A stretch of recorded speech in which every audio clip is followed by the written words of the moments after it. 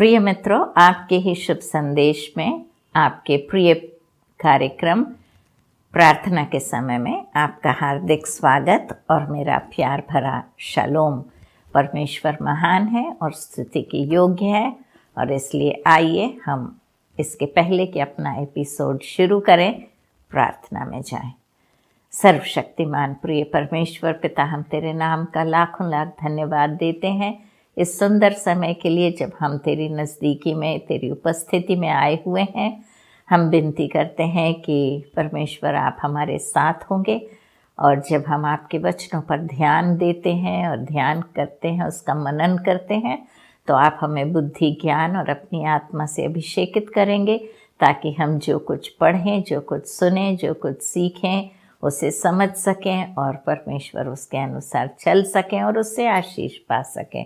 प्रभु जी, हम अपने उन सारे मित्रगणों को याद करते हैं जो दुख तकलीफ में हैं। हम विनती करते हैं कि आप अपना नेक और मजबूत हाथ बढ़ाकर उनमें से एक एक को छुएंगे, और जिस किसी को भी कोई कमी महसूस हो रही है, उस कमी को आप दूर करेंगे और भरपूरिता से उन्हें आशीष देंगे। हम परमेश्वर पिता शैतान की हर शक्ति को प्रभु यीशु मसीह के नाम से डांटते, बांधते, आज्ञा देते हैं कि हम में से एक एक को छोड़कर निकल जाए, और परमेश्वर कोई भी इस समय परमेश्वर वो बाधा ना डाले, परंतु ये समय परमेश्वर जो आपके लिए हमने समर्पित किया है, प्रभु जी, ये हम तेरी उपस्थिति में बैठकर तेरा मनन कर सकें। आशीषों के लिए हृदय से धन्यवाद देते हुए प्रभु यीशु मसीह के नाम से प्रार्थना मांगते हैं, सुन और ग्रहण कर। आमीन, आमीन और आमीन। मित्रों, हम आपको हमारे प्रार्थना की योद्धा के विषय में भी याद दिलाना चाहते हैं कि वो आपके लिए प्रार्थना करने को हमेशा तैयार रहते हैं। तो आपको कोई भी प्रार्थना का आपका विषय है या आप किसी समस्या से जूझ रहे हैं, तो दिए गए नंबर्स पे उन्हें फ़ोन कर लीजिए, वो आपके लिए प्रार्थना करेंगे, और यदि कोई सलाह की ज़रूरत होगी तो वो आपको सलाह भी देंगे। तो मित्रों, हम लूका रचित सुसमाचार कर रहे हैं और हम दयालु सामरी के दृष्टांत को देख रहे थे। और ये दृष्टांत जो शुरू हुआ, इसका आरंभ इस प्रकार हुआ था कि एक व्यवस्थापक प्रभु यीशु मसीह की परीक्षा करने के लिए उससे पूछता है कि मैं अनंत जीवन पाने के लिए क्या करूं। और प्रभु उनसे कहते हैं कि व्यवस्था में क्या लिखा है, तुम कैसा पढ़ते हो। तब उसने लेवी व्यवस्था 19 और 18 में से और व्यवस्था विवरण में से उसने 6 और 4 और 5 में से बताया कि अपने परमेश्वर को तू तन मन धन से, सारे मन, सारे चित्त और सारी शक्ति से प्रेम करना, और अपने पड़ोसी से और अपने जाति के लोगों से अपने समान प्रेम रखना। और प्रभु यीशु मसीह ने उसको उत्तर दिया था, कहा था कि जो तूने कहा वो बिल्कुल ठीक कहा। मैं 28वां वचन पढ़ रही हूँ। उसने उससे कहा, तूने ठीक उत्तर दिया है, यही कर तो तू जीवित रहेगा। क्योंकि पुराने नियम में हम देखते हैं कि यदि वो लोग अपना परमेश्वर की व्यवस्था का अनुसरण करते थे तो उनको वायदा दिया गया था कि वो जीवित रहेंगे। हम यहाँ पर लेवी व्यवस्था 18 और उसके 5 में देखते हैं, इसलिए तुम मेरे नियमों और मेरी विधियों को निरंतर मानना, जो मनुष्य उनको माने वह उनके कारण जीवित रहेगा, मैं यहोवा हूँ। तो ये वायदा था परमेश्वर का कि यदि लोग उसकी विधियों को निरंतर मानेंगे तो वो मनुष्य, लिखा है, जो उसे माने उनके कारण वे जीवित रहेंगे। और ये यहोवा का वचन था। तो यहाँ पर प्रभु यीशु मसीह ने उससे वही कहा कि तूने जो बात कही वो बिल्कुल ठीक कही है, जा ऐसा ही कर और तू जीवित रहेगा। परंतु उसने अपने आप को धर्मी ठहराने की इच्छा से यीशु से पूछा, तो मेरा पड़ोसी कौन है? तो यहाँ पर जो व्यवस्थापक आया था, बिल्कुल हमने पढ़े थे शुरू में, हमने ये बात पढ़ी थी कि वो उसे फंसाना चाहते थे या उसकी परीक्षा लेना चाहते थे। यहाँ वो परीक्षा में उत्तीर्ण हो गया, क्योंकि उसने जवाब कुछ नहीं दिया, उसके मुंह से ही उसने जवाब निकलवाया। तो जब खुद उस व्यवस्थापक ने जवाब दिया था, तो फिर प्रभु यीशु मसीह को वो नहीं कह सकता था कि तूने गलत जवाब दिया, बल्कि प्रभु यीशु मसीह ने उससे कहा कि तूने सवाल भी बिल्कुल ठीक पूछा और उसका जवाब भी तूने बिल्कुल ठीक दिया। इसका मतलब कि उस इंसान को उसका जवाब मालूम था, लेकिन जानबूझ के वो प्रभु यीशु मसीह को फंसाने के लिए वो लोग ये कोशिश कर रहे थे। और प्रभु यीशु मसीह ने कहा ठीक है, अब जाओ, तुमको जवाब मिल गया तुम्हारा, तुम जाओ और जैसा तुमने कहा है वैसा ही करो और जीवित रहो। लेकिन वो अपने आप को धर्मी ठहराना चाहता था। तो उसने कहा कि परंतु उसने अपने आप को धर्मी ठहराने की इच्छा से पूछा, तो मेरा पड़ोसी कौन है? क्योंकि परमेश्वर यहोवा ने कहा था अपने पड़ोसी से अपने समान प्रेम रखना। यीशु ने उत्तर दिया। अब यीशु मसीह उन्हें उत्तर दे रहे हैं, लेकिन उन्हें सीधा सीधा जवाब नहीं दे रहे हैं। प्रभु यीशु मसीह अक्सर दृष्टांत का इस्तेमाल करते थे। तो उन्होंने उसे एक दृष्टांत सुनाया और कहा, एक मनुष्य यरूशलेम से यरीहो को जा रहा था कि डाकुओं ने घेर कर उसके कपड़े उतार लिए और मार पीट कर उसे अधमरा छोड़कर चले गए। लब लिखा है कि एक मनुष्य यरूशलेम से यरीको को जा रहा था। अक्सर जब हम ये कहानी पढ़ते हैं तो यरूशलेम जो है वो परमेश्वर की उपस्थिति, परमेश्वर के घर से संबंधित है, और यरीको जो है वो पाप से संबंधित है। तो लोग हमेशा प्रचारक कहते हैं कि वो यरीको से मतलब परमेश्वर की सन्निधि से होकर पाप की नगरी में जा रहा था, इसलिए उसे चोरों ने उस पर आक्रमण किया और उसे मार पीट कर अधमरा छोड़ दिया। डाकुओं ने उसे घेर कर उसके कपड़े उतार लिए और उसे अधमरा करके उसकी सारी चोरी करके और उन्होंने सारा सामान ले लिया। अब यहाँ पर जो इंसान जा रहा है, यरूशलेम से यरीको जा रहा है, ये इंसान जो है ये जरूर यहूदी होगा, क्योंकि यहूदी जो लोग थे वो ज़्यादा करके यरूशलेम में रहते थे और जो परमेश्वर के मंदिर को जाते थे, परमेश्वर की आराधना मंदिर में यरूशलेम में करते थे। और ये जो लोग थे ये अपने आप को खुशनसीब सोचते थे कि वो परमेश्वर के मंदिर के इतने पास रहते हैं कि वो कभी भी जाकर उसकी सन्निधि में आराधना कर सकते हैं। और ये जब जा रहा था तो डाकुओं ने इसे लूटा और इसे अधमरा छोड़कर चले गए।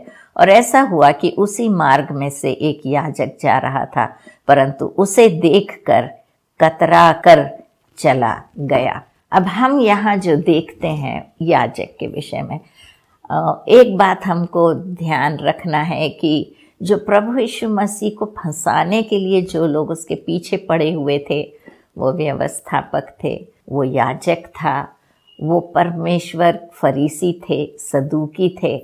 तो ये जो मंदिर के अगुए थे और जो परमेश्वर के भक्त माने जाते थे, परमेश्वर के सेवक माने जाते थे, यही लोग थे जो उसके विरोध में और उसके विरुद्ध काम कर रहे थे, जो उसे फंसाना चाहते थे, जो उसे अलग कर देना चाहते थे, उसका सफाया करना चाहते थे, वो लोग हैं। और उन्हीं के बारे में प्रभु यीशु मसीह बता रहा है कि हमें सिर्फ अपनी ज़ुबान से नहीं, सिर्फ अपने ओहदे से नहीं, परंतु अपनी चाल चलन से परमेश्वर के पुत्र, हमें पुत्र या पुत्री ठहरने का हक हासिल होता है। और यहाँ वो याजक आता है और देखता है कि ये अधमरा इंसान पड़ा है। और यहाँ लिखा है कि वो याजक, ऐसा हुआ कि उसी मार्ग से याजक जा रहा था, परंतु उसे देख के कतरा के चला गया, मतलब दूसरी तरफ निकल गया होगा। इस रास्ते से आ रहा था, लेकिन जैसे ही उसने देखा, उसने रोड क्रॉस की होगी और दूसरी तरफ से निकल कर चला गया।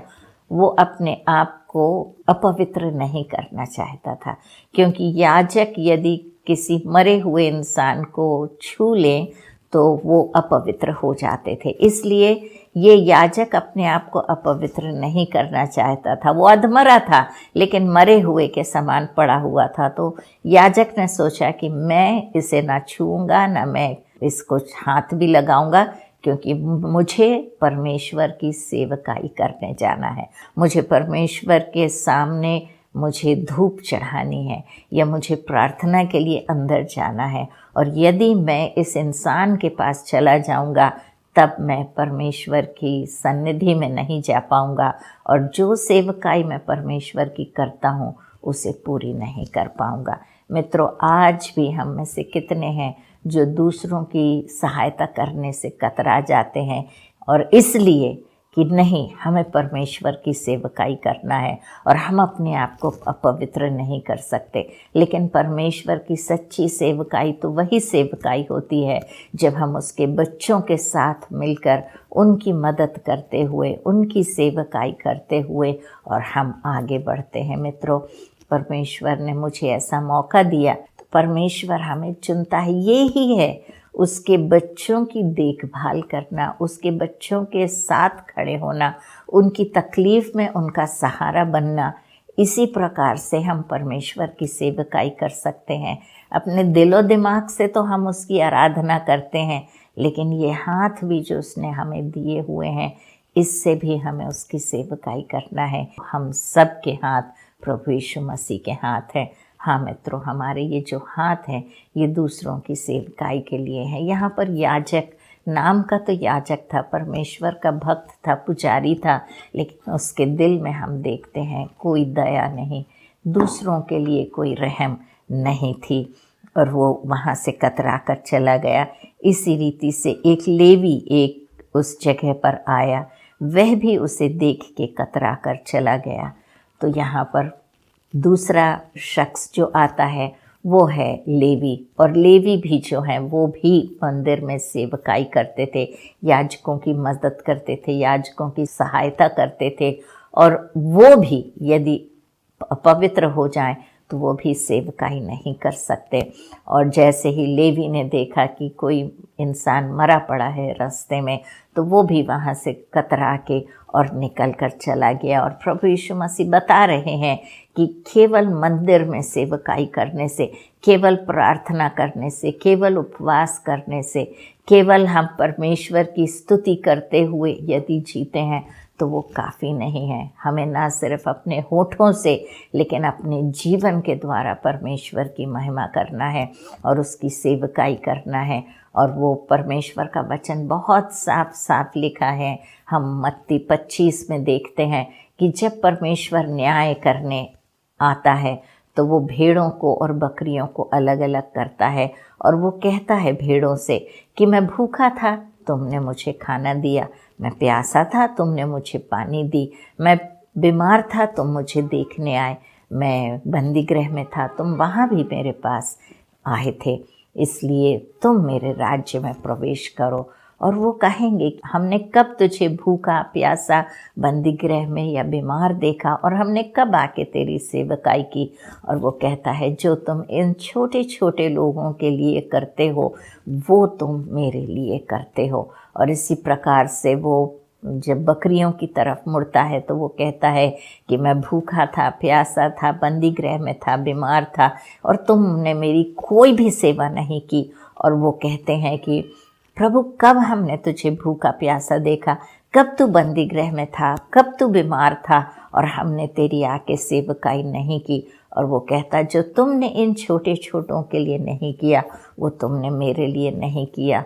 जाओ, तुम्हारे लिए मेरे पास कोई जगह नहीं है। और वो उन्हें निकाल देगा। फिर परमेश्वर का वचन कहता है कि जब दरवाज़ा बंद हो जाएगा, उसके न्याय होगा, और जब वो हमारे ऊपर दरवाज़ा बंद कर देगा और हमें अंदर नहीं लेगा और हम जाके खटखटाएंगे और कहेंगे परमेश्वर हमने तेरे नाम से दुष्ट आत्माओं को निकाला है, परमेश्वर हमने तेरे नाम से रोगियों को चंगा किया है, परमेश्वर हमने तेरे नाम से भविष्यवाणियाँ की हैं। और जब हम ऐसा कहेंगे तो वो कहेगा तुम निकल जाओ मेरी नज़रों से, मैं तुम्हें नहीं जानता। क्योंकि जब हम कार्यों द्वारा परमेश्वर की सेवकाई नहीं करते, हम में दया नहीं है, हम में प्रेम नहीं है, और जब हम दूसरों के साथ परमेश्वर जैसा हमसे चाहता है वैसा बर्ताव नहीं करते, तो हम चाहे कितने ही आश्चर्य कर्म कर लें, कितनी ही भविष्यवाणियाँ कर लें, कितने ही याजक की सेवकाई कर ले, लेवी की सेवकाई कर ले, ये सब व्यर्थ होगा। तो मित्रों, हम अपने चारों तरफ देखें, ज़रूरतमंद जो भी हैं, जिस प्रकार भी हम उनकी सेवकाई कर सकते हैं। परमेश्वर का वचन कहता है भूखे प्यासे, लेकिन और भी कई ज़रूरतें इंसान की होती हैं जहां हम उनकी मदद कर सकते हैं। आजकल तो हम देखते हैं कि हमारी एक्टिविटीज़ या हमारा आना जाना, मिलना जुलना या किसी के लिए कुछ सेवा करना काफ़ी सीमित हो गया है। ख़ास तौर पे हम सीनियर सिटीजन्स को तो बच्चे लोग घर ही में रहने के लिए कहते हैं, लेकिन फिर भी हम फ़ोन द्वारा या अपने पैसे द्वारा या किसी और के द्वारा हम लोग जो मदद किसी की कर सकते हैं तो हम उससे पीछे ना हटे, परंतु जिसे हमारी ज़रूरत है हम आगे बढ़कर और उनकी सेवा करें, क्योंकि परमेश्वर का वचन यही कहता है, लिखा है, परंतु एक सामरी यात्री वहाँ आ निकला और उसे देखकर तरस खाया। उसने उसके पास आकर उसके घाव पर तेल और दाखरस डालकर पट्टियाँ बांधी और अपनी सवारी पर चढ़ाकर सराय में ले गया और उसकी सेवा टहल की। तो लिखा है कि एक सामरी, उसे परमेश्वर का भक्त भी नहीं कहा जा सकता, क्योंकि सामरी लोगों को जो यहूदी लोग होते हैं बहुत नीची नज़रों से देखते हैं, क्योंकि ये जो सामरी लोग थे ये इज़राइली लोग जिनका विवाह अन्य जातियों से, जिन्होंने विवाह कर लिया था और जो बच्चे उनसे पैदा होते थे वो सामरी कहलाए जाते थे, और उनसे यहूदी बहुत दूर रहते थे और उनसे उनका कोई लेन देन नहीं था। यहाँ तक कि जब उन्हें यहूदिया से गलील को जाना पड़ता था या गलील से यहूदिया को आना पड़ता था और बीच में समारिया पड़ता था, तो वो यरदन नदी को पार करके लंबे रास्ते से आते थे, लेकिन सामरिया से निकल के नहीं जाते थे। इतनी ज़्यादा घृणा उनसे करते थे। और ये सामरी इंसान आया और उसने देखा ये यरूशलेम से जो यहूदी इंसान जा रहा था वहाँ पे अधमरा पड़ा था, और लिखा है कि उस सामरी स्त्री, परंतु करके लिखा है, परंतु का मतलब टॉपिक चेंज होने वाला है। तो ये जब सामरी यात्री वहाँ से आया तो उसे देखकर उसने तरस खाया।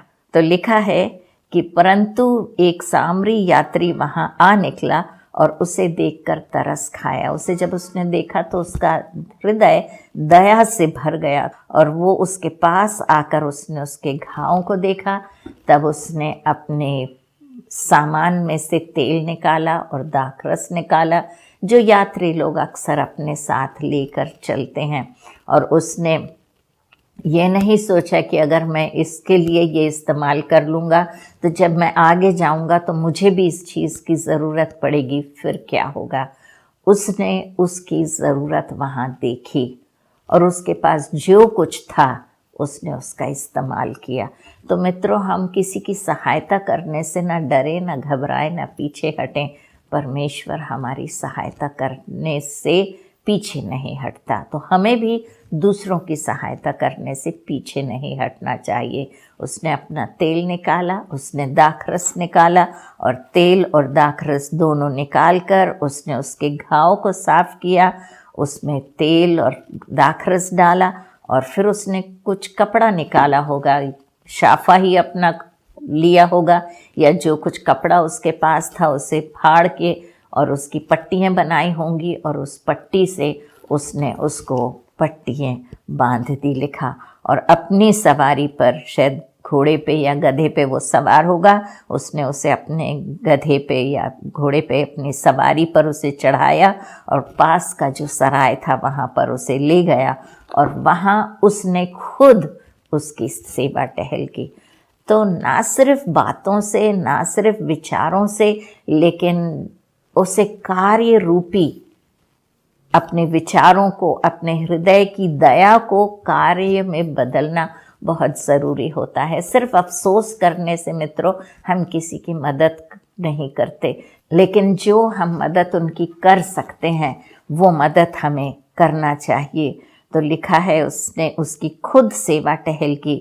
दूसरे दिन उसने 2 दीनार निकाल कर सराय के मालिक को दिए और कहा, इसकी सेवा टहल करना और जो कुछ तेरा और लगेगा वह मैं लौटते हुए तुझे भर दूंगा। तो उसने 2 दिनार, ये 2 दिनार करीब 2-4 महीने का किराया था जो उसने दिया कि इसे आराम से पूरी तरह अच्छे हो जाने देना, इसकी अच्छे से देखभाल करना, कोई कमी नहीं करना इसकी देखभाल करके, और जब मैं वापस लौटूंगा तो मैं फिर इसी सराय में आऊँगा, और यदि ये इंसान ठीक ठाक है तो मैं इसे फिर अपने साथ लेके बाहर निकलूँगा, और यदि वो ठीक होके चला भी जाता है तो उससे कोई जोर ज़बरदस्ती नहीं करना, मैं खुद आकर बकाया जो भी बिल होगा उसका पेमेंट या उसका लेन देन जो भी कम पड़ेगा मैं उसे पूरा करूँगा।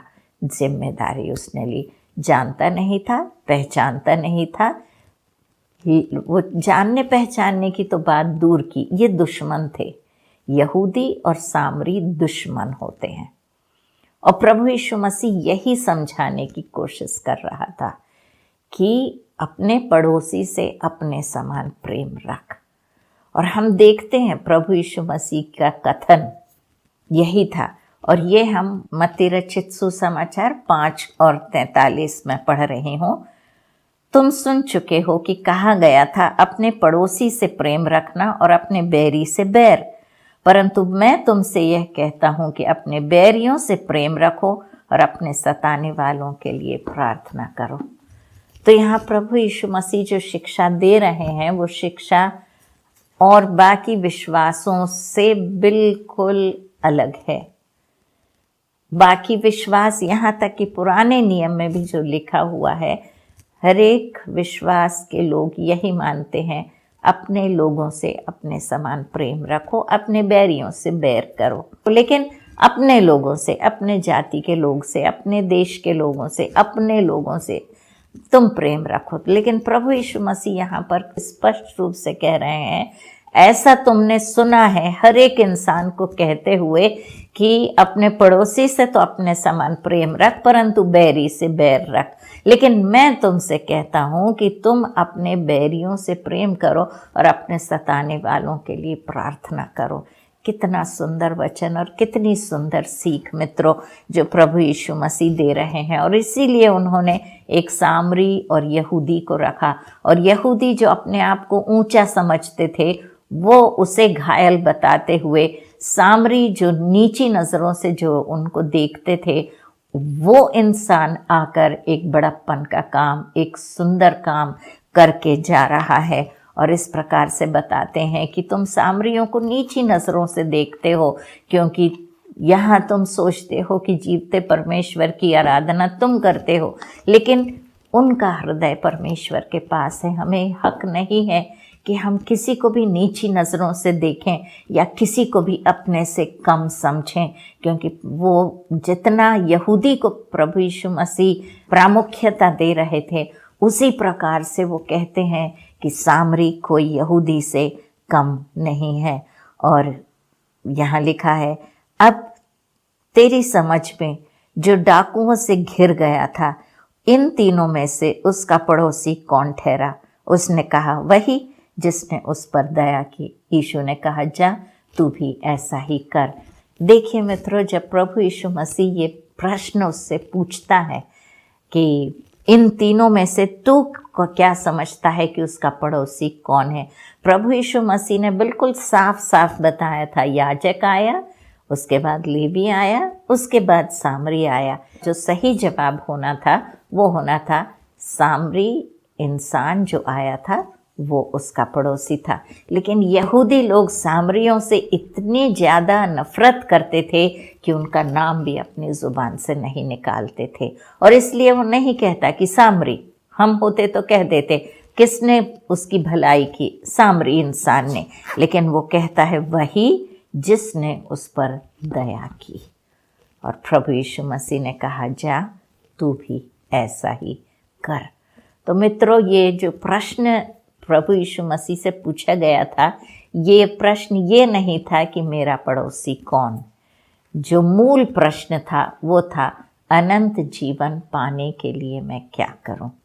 तो अनंत जीवन पाने के लिए हमें ना सिर्फ परमेश्वर से प्रेम रखना है सारे तन मन धन से, परंतु और ना सिर्फ अपने पड़ोसी से प्रेम रखना है अपने समान, परंतु अपने बैरियों से प्रेम रखना है अनंत जीवन पाने के लिए। तो यदि हमारे कोई भी बैरी आज हैं तो हम अपने मन से उनके लिए जो बैर हमारे मन में है उसे निकाल दें। हम उनका लेखा हमसे प्रभु नहीं लेगा। उनके मन में यदि कड़वाहट है तो वो कड़वाहट उनका जिम्मा है, लेकिन हम उनके लिए कोई कड़वाहट अपने मन में ना रखें, परंतु प्रेम भाव रखें। आइए हम प्रार्थना करें।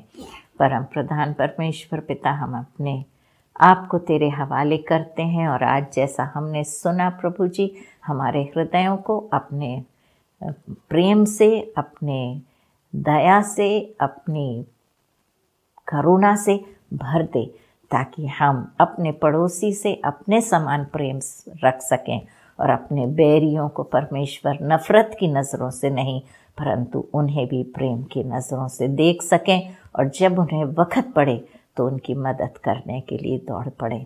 आशीषों के लिए हृदय से धन्यवाद देते हुए हम प्रभु यीशु मसीह के नाम से ये प्रार्थना मांगते हैं, सुन और ग्रहण कर।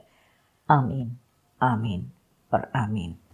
जय मसीह के मित्रों, परमेश्वर आपके साथ हो, बहुत आशीष दे। अगले हफ्ते फिर मिलेंगे, तब तक के लिए परमेश्वर आपके साथ हो। आमीन।